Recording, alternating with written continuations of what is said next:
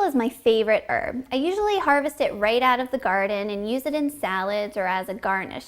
And it's pretty lucky that I have a handy source for it because the second I pick it, it starts to wilt and it usually turns black. I've tried making pesto a few times, but that turns black within a couple of hours too. Sarah, what am I doing wrong? I won't lie to you, Danielle, basil is notoriously difficult to store and preserve. That fragrance is so fleeting, and you've seen firsthand how quickly it can oxidize and turn black. Yeah, it's pretty gross. So what are my options? There are definitely a few tricks for keeping it fresh longer. For whole sprigs of basil, you should take a glass jar or a vase, fill it up with a little cold water, and you just stick the entire stem in there. Nice, it looks like a bouquet of flowers. Exactly. It smells almost as good too. And then you just put this in a cool spot in your kitchen and it can keep that way for a couple of days. Okay, so problem is there is no cool spot in my kitchen this time of year. In that case, you can actually cover it with heavy-duty plastic bag. Just cover all the leaves like this. And put it in your fridge. Just be sure not to put it at the back where it's coldest. So it won't turn black in there? No, it should stay good in there for about 3 to 5 days. Okay, so what about pesto? Because I love pesto, I love throwing it on pasta in summer, but it takes a while to make and I really wish it was a little easier for a weeknight meal to make. Yeah, I can show you a few tricks for making it ahead. Take 3 3/4 ounces of basil leaves. Okay, now what if I don't have a scale? Because you know I don't. It's about 5 packed cups. Okay, great. So these have been washed and dried. Throw them in there. And then we're also adding a 1/4 cup of pine nuts, 1 large clove of garlic, and then a little bit of salt and pepper. Like a pinch? A big pinch. You like your salt? I do. Okay.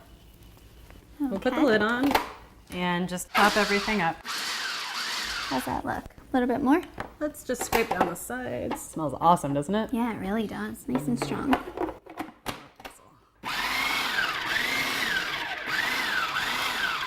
Great. Okay, so once everything is nicely chopped, then we'll drizzle in a 1/2 cup of extra virgin olive oil while the motor is running. And why do you add it in while the motor is running? That helps it incorporate into the mixture a little bit better. All right, looks good. Ooh, it smells good too. Now what about the cheese? That's the last thing we do, and we're gonna stir that in by hand. Okay.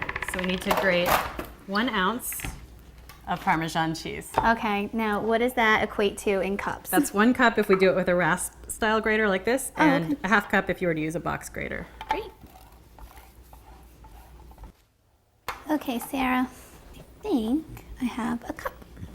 Just throw it in there. Okay. Gently Messy girl. incorporate it. If we're not going to use this for a day or two, all we need to do is put it in a container with an airtight lid. When you see pesto turning black, it's because it's oxidizing, and so the airtight lid will keep air from getting to it. And besides the airtight lid, we're going to do an extra little trick to make sure it really doesn't come in contact with the air. Just drizzle enough oil over the top, just more of the same olive oil we used for the pesto, to completely cover the surface, and that really forms a seal. So how long will that last in the fridge, Sarah? It should last for about 3 days. Okay, but what if I want it to last a little bit longer? Is there anything I can do to store my pesto and keep it for a little bit longer? Definitely. Okay. For longer term storage, you want to freeze your pesto.